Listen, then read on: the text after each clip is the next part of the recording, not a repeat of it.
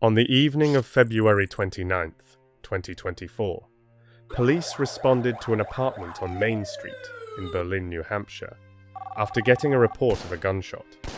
Inside, officers found 31-year-old Caitlin Knapziger lying on a couch with a gunshot wound to the head. There was no weapon beside her. Her 2 young daughters were also missing from the apartment. Within just a few hours, an Amber Alert was issued across the state. Police were searching for 37-year-old Dustin Duran, a Marine veteran, gamer, and the father of the children. Witnesses later spotted his white Subaru near an Applebee's in Keene. Both little girls were inside the car. Police vehicles quickly surrounded the parking lot. Dustin surrendered without any resistance. Before stepping out of the vehicle, he warned officers that there was a loaded handgun in the driver's side door.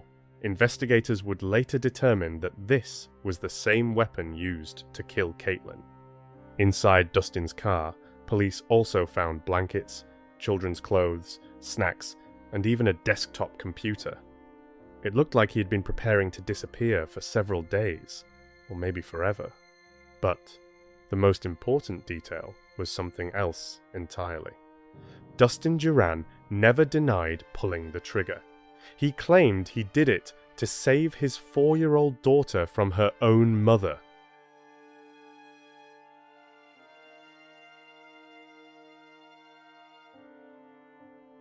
Hey guys, let me grab you for just a second.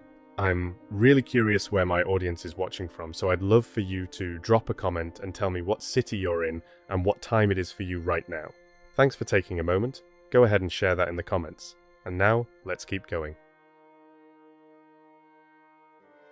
Hello, ladies and gentlemen. I'm Dustin Duran, and welcome to a very special video. For Dustin Duran's followers on YouTube, the disturbing news that surfaced in early March of 2024 wasn't just unexpected, it was absolutely shocking. And consider me enticed. For years, the smiling gamer stayed connected with his community online, sharing updates about his growing family and everyday life. But in the early morning hours of March 1st, 2024, an Amber Alert was issued across the entire state of New Hampshire. Residents were urged to watch for 2 little girls who were believed to be traveling with their father. My son recognized the car and said, "Oh my gosh, Mom, that's the Amber Alert from this morning." The emergency alert was issued after police made a horrifying discovery inside Dustin's apartment in Berlin. As the investigation unfolded, a much more complicated story about the streamer slowly started coming to light. A story that hinted there were still hidden secrets buried beneath the surface of this case. This is a relatively recent case that stretches from Minnesota to Nevada and ultimately ends in New Hampshire. And honestly, there is a lot to unpack here. Allegations of a secret conspiracy, suspicions involving child abduction, and what appeared to be a hidden plan to use the children for financial gain. On Thursday, February 29th, 2024, at around 10:30 that night, New Hampshire State Police and officers from the Berlin Police Department responded to a first-floor apartment inside a 3-story building on Main Street in Berlin. Authorities had received a call reporting that a woman inside the apartment had been shot earlier that evening. When officers entered the residence, they found the body of 31-year-old Caitlin Knapziger lying on the living room couch. There were obvious signs of severe trauma to the side of her head. An autopsy later confirmed that the mother of 2 died from a single gunshot wound. When police arrived, nobody else was inside the apartment, and no weapon was found near the body. Caitlin's 2 daughters were also missing 4-year-old Elowen and 1-year-old Violet. At first, the situation was confusing. The apartment on Main Street was not where Caitlin normally lived with her daughters. It belonged to her former partner and the girl's father, 37-year-old Dustin Duran, a Marine veteran. People who knew Caitlin described her as small in stature, around 5 feet tall, and weighing a little over 110 pounds, but incredibly strong, quiet, yet resilient. She was remembered as a free-spirited and loving person, almost like a wanderer with a romantic soul who was always ready for a new adventure. At the same time, she was known as a deeply caring and devoted mother. Originally from Minnesota, Caitlin met Dustin, the father of her children, at a local bar during the Super Bowl in 2019. They connected instantly and soon started dating. Their relationship moved very quickly. By April, Caitlin was pregnant with their first daughter, Eloine. After she was born in December, the couple relocated to Las Vegas. While living in Nevada, they welcomed their second daughter, Violen. But not long after Violen was born, serious cracks began forming in the relationship. Their youngest daughter was only 6 months old when they decided to separate. Conversations about the future slowly turned into arguments about how they would raise their children moving forward. Would they continue living together? Would they return to family in Minnesota? Or would they move somewhere else entirely and try to start over from scratch? Also, what I was going to say, because I am literally moving across the country in a month and a half. July 31st, I am moving literally from Las Vegas all the way across the country to New Hampshire. I mean, it's not specifically to get away from meth labs, but part of why we're going to New Hampshire is to get away from the cities. I've been in big cities for long enough. I'm good. By February of 2024, Dustin Duran had moved to New Hampshire with Eloine. Meanwhile, Caitlin Knapziger was living in Minnesota with Violen and had traveled to Berlin for a visit. That was where she was later found on Dustin's couch with a fatal gunshot wound to the head. Early the next morning, on March 1st, an Amber Alert was issued for Dustin and the two little girls. Authorities believed they were traveling together in Dustin's white Subaru.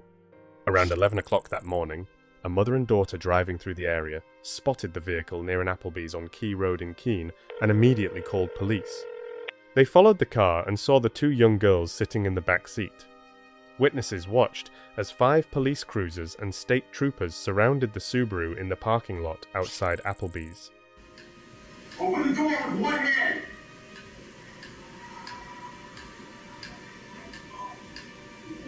Put both hands on the wheel right now! Do not move, you understand me? Don't you fucking move! Dustin Duran surrendered to law enforcement without any resistance. At first, he shouted that his children were inside the vehicle, then warned officers that there was a loaded handgun stored in the driver's side door. Both little girls were found safe and unharmed.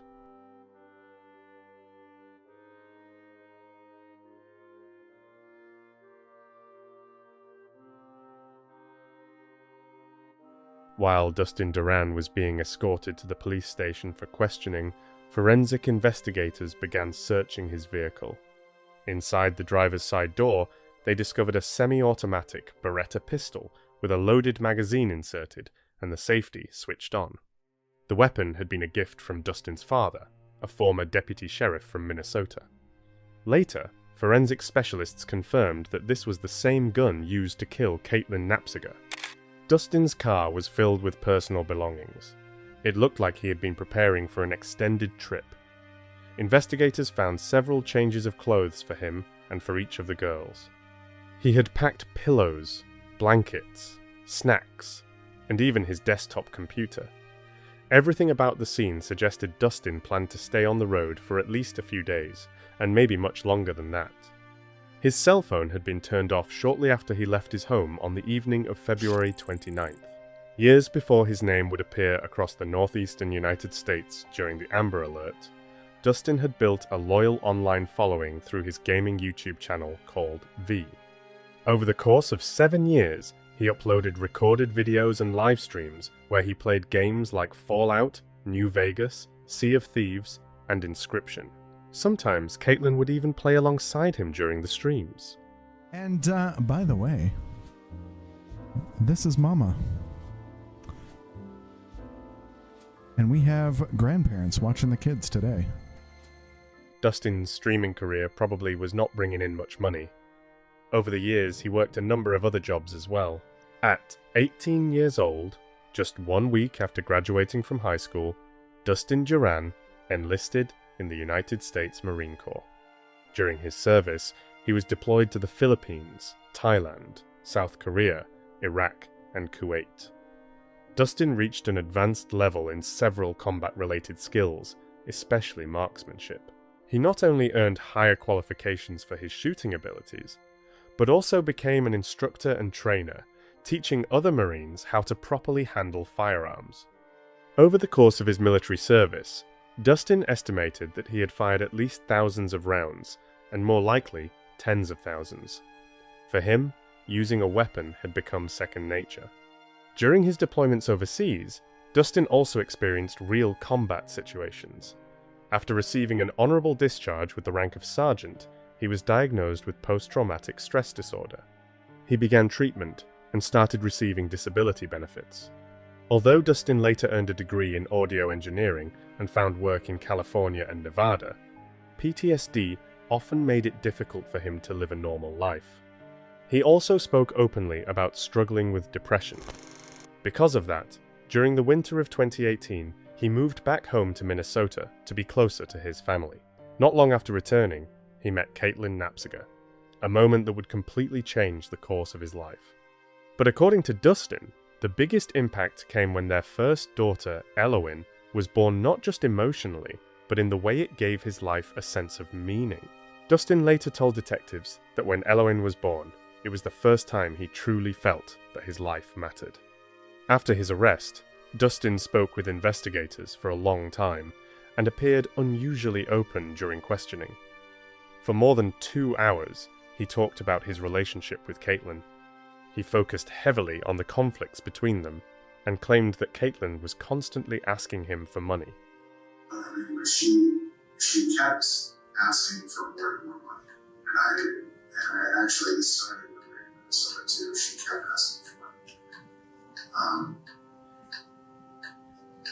Right away, this would have been like August or September, but right away she wanted $2,000 from me, in which there's no chance that I could have done that at the time. According to Dustin Duran, after their breakup, the family returned from Nevada to Minnesota because he claimed that Caitlin Napsiger had deceived him by leaving the state with their younger daughter. He told detectives that Caitlin walked out of the house, acting as if she was simply taking the baby for a trip to the park, but instead she allegedly went straight to the airport. According to Dustin, he felt he had no choice but to pack his things and follow her. By January, the couple had come up with a new plan.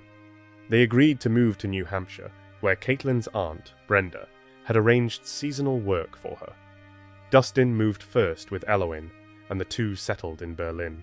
Caitlin was supposed to remain in Minnesota with Violin and come later once work became available. The apartment Dustin rented was located nearly 3 hours away from Brenda's home in Hampton, along the southeastern coast. When Caitlin arrived in New Hampshire with Violin that February, Brenda drove her to meet Dustin and Eloin at a restaurant somewhere about halfway to Berlin. Dustin later told detectives that the problems started immediately. According to him, they had agreed that Caitlin would leave Violin with him, then return to the airport with her aunt and fly back to Minnesota. But when she arrived, Caitlin told Brenda to leave without her and asked Eloin if she wanted to show her mum the new house. Which is something she does, because she doesn't want to talk to me, so she'll talk to her kids, like, with me there. And so she was like, hey, should I come to your house? I'm asking, immediately. I was like, obviously, none of this would have happened if I followed you good.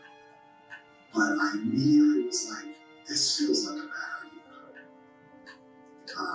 Because this was never part of the plan. She specifically said that she did not want to come to the house because she didn't want to feel trapped.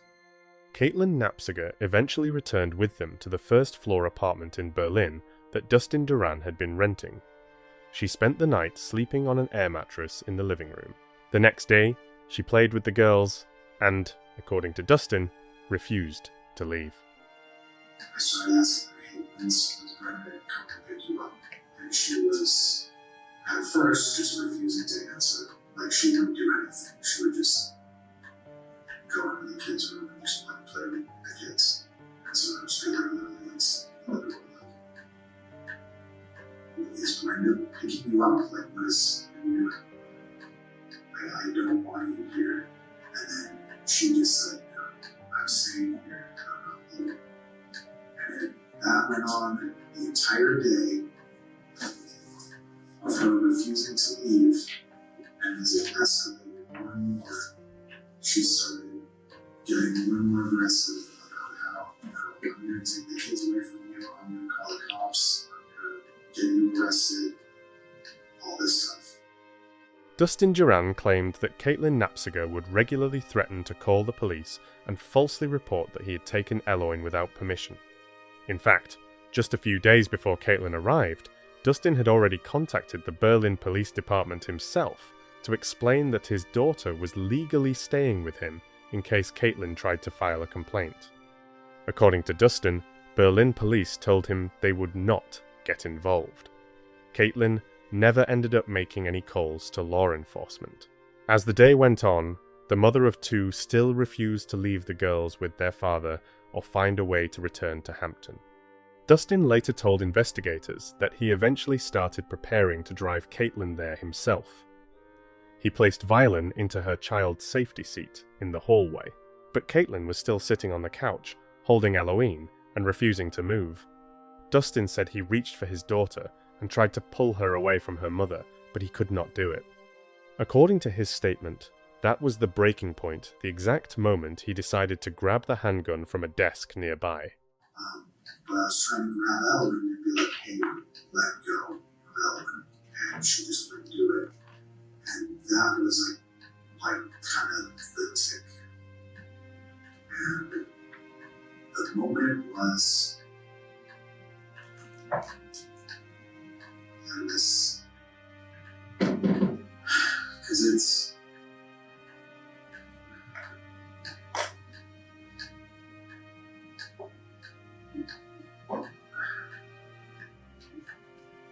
it was, I don't even know,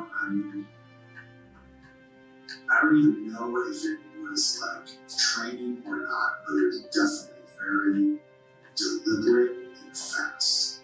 It was like the line had been crossed and my mind was just like snapped. It was very, very fast, very deliberate. And I went and grabbed the gun.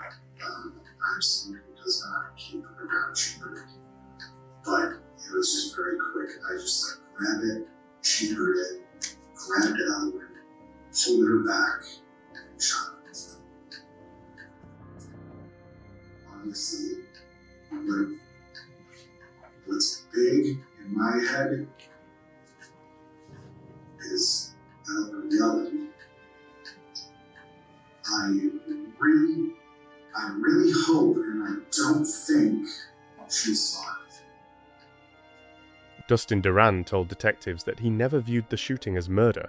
He believed that because Caitlin Knapsager would not let go of Eloin and refused to leave his home, he had no other choice but to respond to what he perceived as a threat. According to Dustin, reaching for the gun was nothing more than muscle memory. Dustin Duran was ultimately arrested and charged with second-degree murder for knowingly causing Caitlin's death. We are announcing the arrest of Dustin Duran, age 37, for second-degree murder knowing in the murder of Caitlin Knapsager. We wanted to let you guys know that this case has been investigated by the New Hampshire State Police Major Crimes Unit. Who originally called you guys to the apartment? So we were notified, and the New Hampshire State Police was notified by Berlin State Police in response to a call that was made. I can't disclose the information as to where that call came from. After leaving the apartment that night, Dustin Duran made only one phone call before shutting off his cell phone. That brief conversation would later become one of the key moments investigators used to piece together what happened after the death of Caitlin Knapsager. He called his parents. During that conversation, as later revealed in court, Dustin told them that he had shot Caitlin. After hearing this, his parents immediately contacted the Berlin Police Department and informed officers about what their son had just confessed to them. That phone call was what triggered the active search to locate and arrest him. When the father of two was eventually taken into custody, he told police that he had never intended to run from law enforcement. According to Dustin, he had actually planned to turn himself in. He said he understood that after what happened, he was inevitably going to be arrested. He claimed that all he wanted was a little more time with his daughters before being taken into custody. However, despite those statements, Dustin never directly admitted to intentionally committing murder.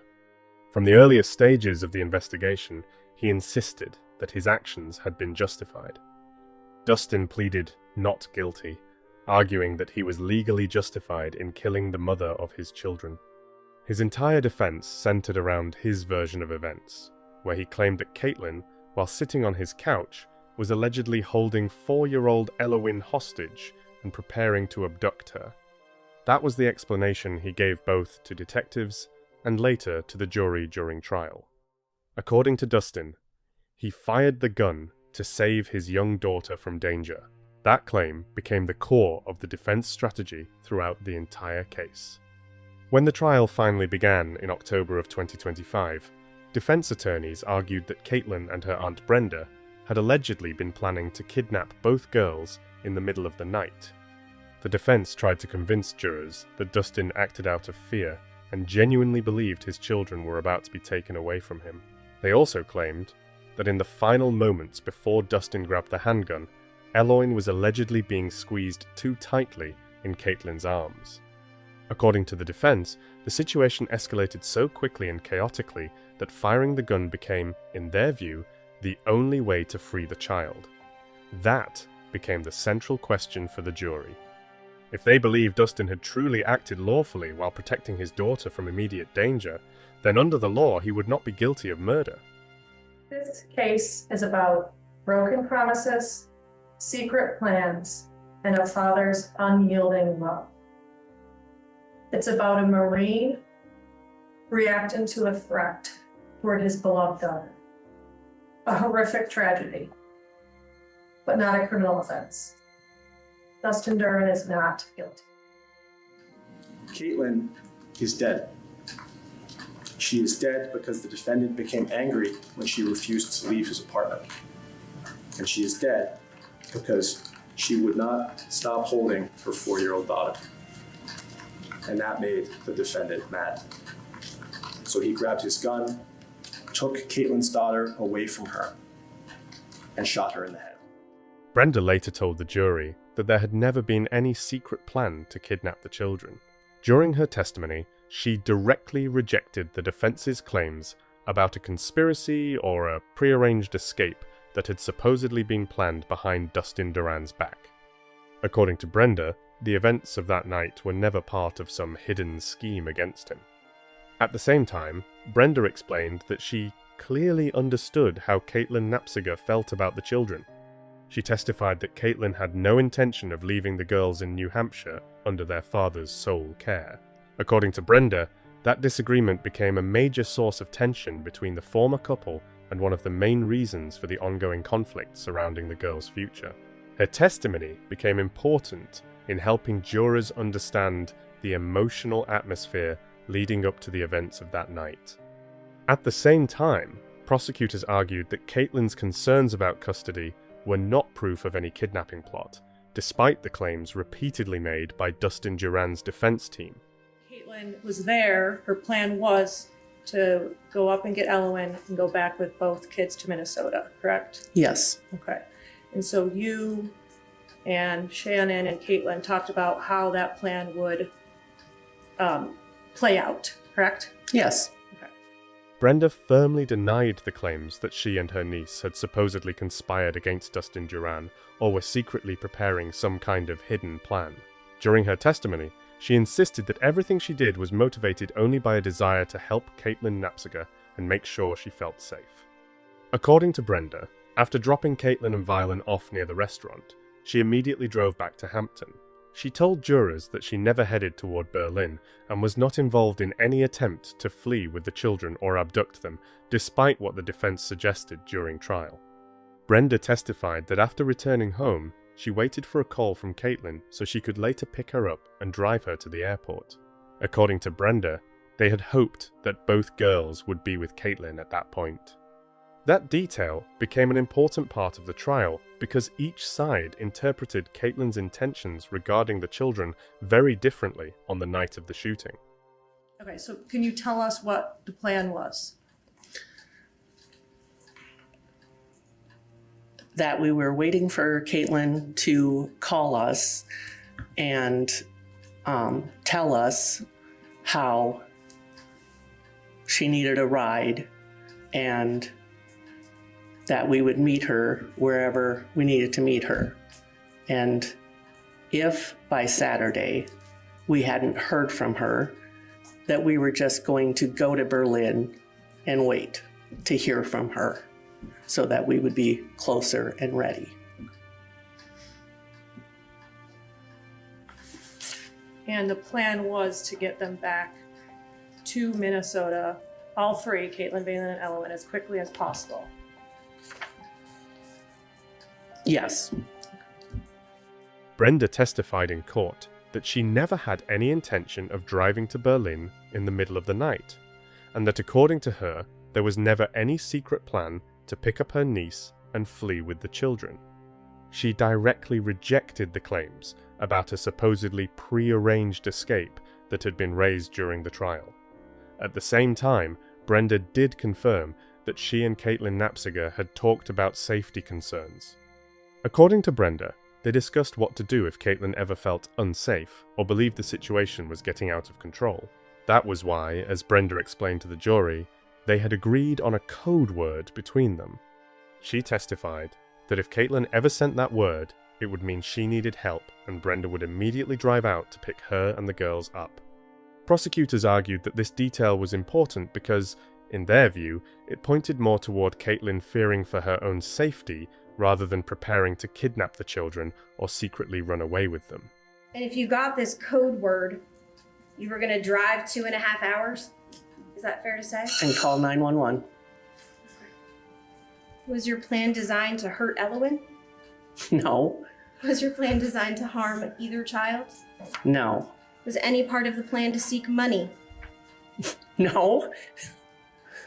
Was there any part of the plan that had Caitlin telling the defendant that she was going to call the police to take custody of the children? No. Did Caitlin have a car with her? Nope. Did she have a rental car reservation anywhere? No. Did she have a bus ticket? No. Was Caitlin familiar in any way with the area in Berlin, New Hampshire? No. And the plan was that she would have the 2 children with her, correct? Yes. Caitlin never texted you to say that she got into the restaurant okay? No. She never texted you to say the defendant was there? No. She specifically said she couldn't text because he would control her phone.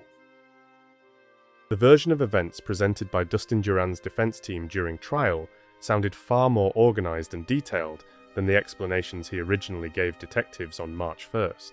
Prosecutors focused heavily on that difference, pointing to how his story appeared to evolve over time. In his recorded interview with investigators, Dustin said he remembered hearing Elowen scream, but at that point he never clearly stated that the scream happened before the gunshot. In those early statements, he also did not specifically explain that hearing his daughter cry out, or believing she might be in danger, was the direct reason he pulled the trigger. During the trial, that detail became a major point of discussion, as prosecutors tried to show jurors possible inconsistencies between Dustin's original statements and the version of events later presented by the defense. Based on his initial interview, it seemed more likely that Dustin heard Elowen crying after the shot was fired, possibly reacting to the loud gunshot itself or the chaos of the moment. That interpretation became another critical point of conflict between the prosecution and the defense over what exactly happened during those few crucial seconds. Sergeant McLaughlin, before we publish or talk about further or show or ask to admit the recording of the interview that you conducted, I have a few questions for you. During the time that the defendant was speaking with you, did he admit to you that he had shot and killed Caitlin Knapziger? Yes. Did he tell you what hand he had used to fire the gun? Yes. Which hand? His right hand. Did you ask the defendant whether Caitlin was threatening to harm either him or their daughter at the time that he shot? Yes. What did he say? No. Did the defendant explain to you whether his action in shooting Caitlin was done deliberately? He said it was deliberate, yes. Is it fair to say that the defendant told you that Caitlin had crossed a line? Yes.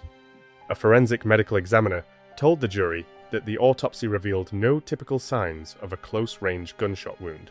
According to the expert, Caitlin Knapziger's body showed none of the markings that would normally indicate the firearm had been fired from point-blank range. That conclusion became one of the important pieces of evidence presented by the prosecution. Based on the forensic examination, the specialist gave the professional opinion that Dustin Duran was standing at least 3 feet away from Caitlin when he pulled the trigger. Prosecutors argued that this detail did not fit the defense's version of a chaotic, close-quarters struggle over the child in the final seconds before the shooting. According to the prosecution's interpretation, if events truly happened that way, Dustin would have first needed to successfully pull Eloin away from her mother, then create some distance, aim the weapon, and only after that, fire the shot. That possible sequence of events became one of the central points of tension during the trial. Jurors also heard testimony that Dustin was holding Eloin with his left arm while firing the gun with his right hand.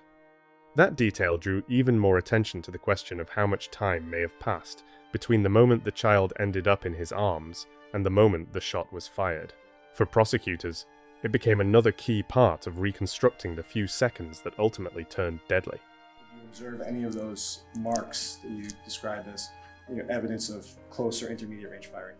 No such markers were present in this case. So in your opinion, were the wounds that you observed on Ms. Knapziger in that third category of indeterminate or distant fire? Yes, in my opinion, the entry gunshot wound in this case shows no evidence of close range firing. And again, that means 3 feet or more. Correct. Dustin Duran took the stand during trial and personally testified in his own defense, giving a detailed account of the events of that night from his perspective. Throughout his testimony, he spoke extensively about his background in the United States Marine Corps, emphasizing the years of discipline, specialized training, and psychological conditioning he had gone through. His testimony was meant to explain not only his actions, but also the mindset he claimed to be in during what he described as a critical moment. Dustin talked about the countless hours of training, the thousands of rounds he had fired during shooting exercises, and his experience working as an instructor after his military service. He explained that years of military training had taught him to constantly assess his surroundings, react quickly to possible threats, and remain alert even during ordinary situations. He also spent significant time describing the danger assessment system based on color-coded threat levels. According to Dustin, the white level represented a completely relaxed mental state, the state most people normally live in during everyday life. He testified that he personally considered yellow to be his normal state, meaning constant awareness and readiness to react to potential danger at any moment. According to Dustin, Caitlin Knapziger's behavior on the evening of February 29th gradually raised his internal threat level, first to orange and eventually to red. That was how he described his mental state in the hours leading up to the fatal shooting. In court, Dustin tried to explain that he perceived the situation as becoming increasingly dangerous and harder to control. He pointed to the fact that Caitlin refused to leave, continued texting on her phone, and, according to him, threatened to take the girls away from him. Dustin claimed that every one of those details intensified his fear and reinforced his suspicion that she might disappear with the children. He also testified that Caitlin allegedly told him she would only leave the children with him if he paid her money. According to Dustin, those words became another factor convincing him that the situation was escalating into a serious threat and moving toward a breaking point. So again, I start saying, no, we need to leave. We need to go. And at this point, I go up and I try to grab Eloin. And what ends up happening is she pulls back on Eloin and sort of yanks her out of out of my reach, like away from me. So she yanks her back, and I immediately step back, going, whoa, whoa, whoa, what is going on? What are you doing? Let Elowen go. Like, something is seriously wrong. Something is seriously happening. And with her now holding Elowen hostage and making these demands, my radar's on. It's on orange. I'm seeing a potential threat, and now I'm observing what else is going on. So at this point, this is where I'm thinking, okay, weapons. Okay, my desk, or my gun is on my desk next to the couch. I'm thinking of the knives that are behind me. I'm thinking of the doorways, like the front door is behind me. I'm thinking, is it locked? I think it is. The front door, or the door that's in front of me, is the back door towards the garage. I'm thinking, okay, that door I think is unlocked. I'm conscious of, oh, she's been sitting on her phone. Is she texting someone? Are people coming to the house? Because I don't know what's going on. She's on her phone. Is people coming to the house, and that's why she doesn't want to leave? According to Dustin Duran, there was very little direct communication between him and Caitlin Knapziger throughout that entire day. He claimed they interacted only through the children, avoiding any real conversation with each other. Dustin described the atmosphere between them as tense, cold, and filled with distrust that, according to his testimony, had been building for a long time. Dustin told the jury that because Caitlin would not explain anything to him or clearly talk about her intentions, he began to believe she was planning to take the girls away. According to him, that belief slowly intensified his fear and panic. He also claimed that, in his mind, something similar had supposedly happened before while they were living in Nevada, and those memories shaped the way he interpreted the situation that night. With that mindset, as he later explained to jurors, Dustin watched Caitlin pull Elowen away from him. He testified that, in that moment, a line had been crossed. According to Dustin, that was the point where the situation completely spiraled out of control in his mind, and he genuinely believed he was losing his daughter right in front of him. I'm talking about Elowen now physically being hurt in front of me. And that was the line. Again, it's through this system, this color system, to where now I'm going from orange to red, to where I see an immediate danger. I'm seeing an immediate threat to Elowen, and I have to take action immediately to save Elowen. Dustin Duran testified in court that, according to him, he was trying to protect his daughter from her mother that night. That claim became a major part of his explanation for the events that led to the death of Caitlin Knapziger. The defense argued that Dustin acted out of fear for his child's safety and believed the situation had become dangerous. However, during the trial, prosecutors emphasized that no evidence was ever presented showing that aggressive or violent behavior was consistent with Caitlin's character. Testimony and evidence introduced in court did not support the claim that she posed any physical danger to her children. Another important part of the case came from the testimony of Natalie Robertson, the doctor who spoke with Elowen after the child was safely recovered following the Amber Alert. The doctor told jurors that, during a careful and gentle conversation with the 4-year-old girl, Elowen mentioned only hearing a loud sound near her ear. She did not describe any violence or abuse by her mother. According to the doctor's testimony and the evidence presented during trial, there was no indication that Caitlin had hurt her daughter or caused her any injuries, despite the claims made by her father. Prosecutors argued that the absence of such evidence became another important point in challenging Dustin's version of events. All I was thinking of was Elowen. My focus was Elowen. My entire mindset was save Elowen. This was not about Caitlin. The goal was to eliminate a threat to my child. The goal was to eliminate the child's mother, correct? The goal was to eliminate a threat that was holding my child hostage and hurting her in front of me.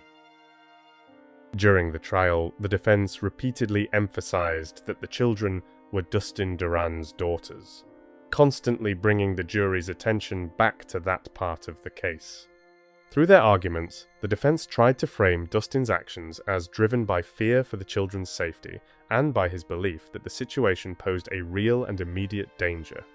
Throughout the proceedings, Caitlin Knapziger was repeatedly described as a threat, and that language was used over and over again in the courtroom.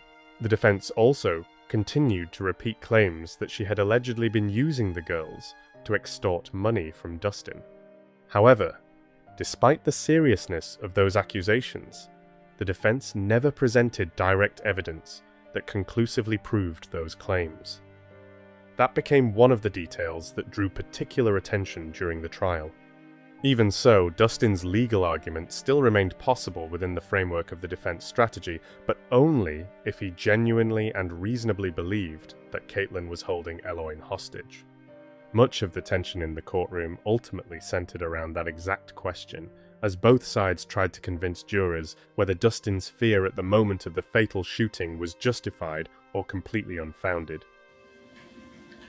The law says that Dustin Duran is not guilty. The law says that Dustin was justified when he shot Caitlin Knapziger. The law says a person has the right to use deadly force when they reasonably believe that someone is committing or about to commit a kidnapping.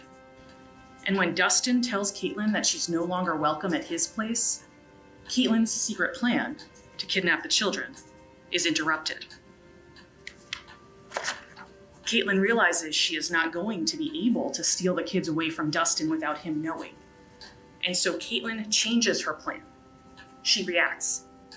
She grabs Eloine to use her as leverage, to use her as a pawn to try to enact the plan.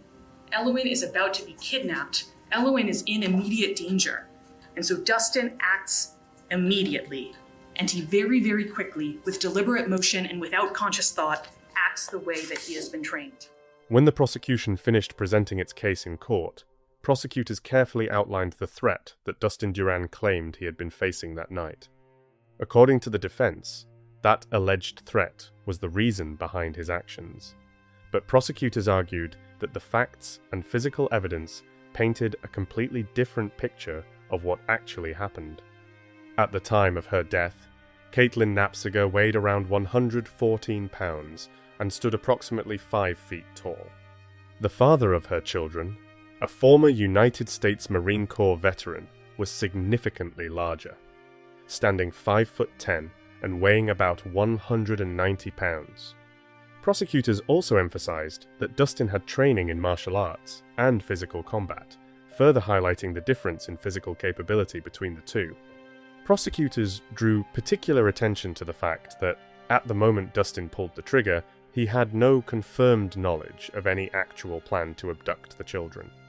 According to the prosecution, those beliefs existed only in his own suspicions and assumptions, and were not supported by any real evidence or immediate threat at that moment. In addition, prosecutors argued that Caitlin was not even attempting to leave with either of the children. They pointed out that she effectively had no practical way to leave the apartment or quickly escape the scene. That detail became another important part of the prosecution's timeline of events. Finally, physical evidence presented during the trial suggested that Caitlin was no longer holding her daughter when the shot was fired. That fact became one of the prosecution's strongest points, as they worked to challenge the defense's version of events and Dustin Duran's explanation for what happened that night. At the time that the defendant had fired, he had grabbed Eloine with his left hand, and he shot Caitlin with his right. With that action, the defendant ended any argument he might have made that he had shot Caitlin to prevent a kidnapping. It was over, it was done, and he had the child. But it's the state's position that there was never any kidnapping. Caitlin was never about to commit a kidnapping. She was not about to do anything. She had made her position clear to him. She was refusing to leave, and she was seated on the couch holding their daughter. And Caitlin, we know, apparently, didn't want to hand their 4-year-old daughter over to the defendant while he was yelling and angry while he was pulling at the child and trying to yank her from Caitlin's arms. Caitlin knew how angry he was, and she knew that he was dangerous. She didn't know how much of a danger in that moment, but he'd show her. The jury needed only a few hours of deliberation to reach a final decision in the case.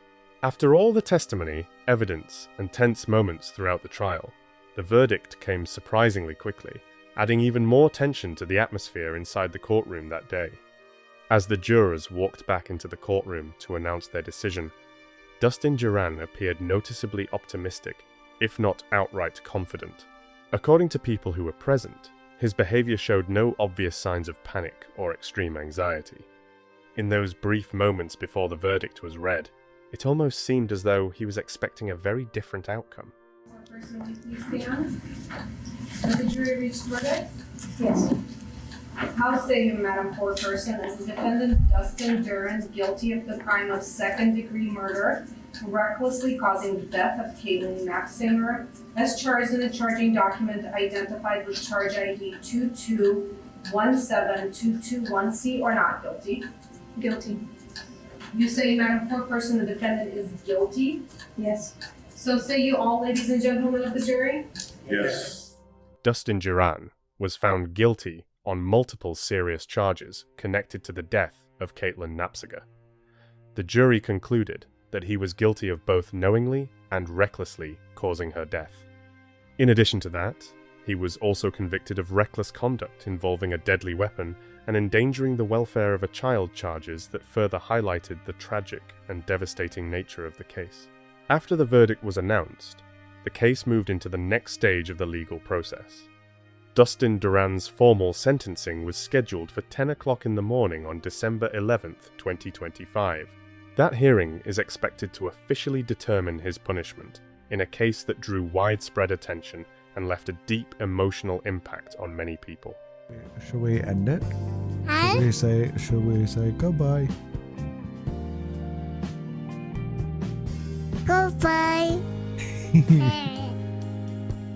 Good job. Caitlin Knapsinger is remembered by the people who knew her as a bright, kind, and deeply loving mother who always put her children first. Family and friends described her as someone with a warm heart, a genuine smile, and an uplifting energy that left a lasting impression on everyone around her. Even after this heartbreaking loss, her spirit, her love, and the memory of who she was continue to live on through her two beautiful daughters, who now carry a part of their mother with them every single day. To help support the family through this incredibly painful time, loved ones also created a memorial fund in her honor. Donations to help the family can be made through the GoFundMe link included in the description below this video. And this was the tragic case of Caitlin Knapsinger, a story that left behind heartbreak, countless unanswered questions, and a deep emotional mark on the people who followed it.